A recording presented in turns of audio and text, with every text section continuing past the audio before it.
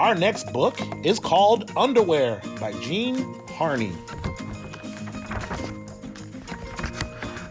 Bear, bear.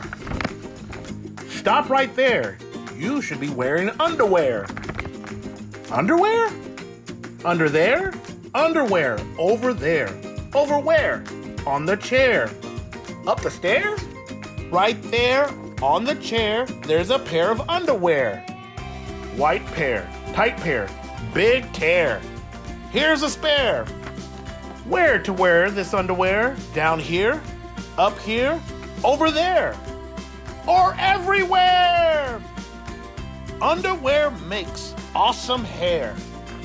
Hey, look there, it's Super Bear. And goggle wearing Aqua Bear. What the heck's going on in there? Uh-oh, no time to spare. Quick, I gotta hide somewhere. Lights go out, I'll dive in there. Beware, Big Bear, here it comes. Ah, scare! Ah!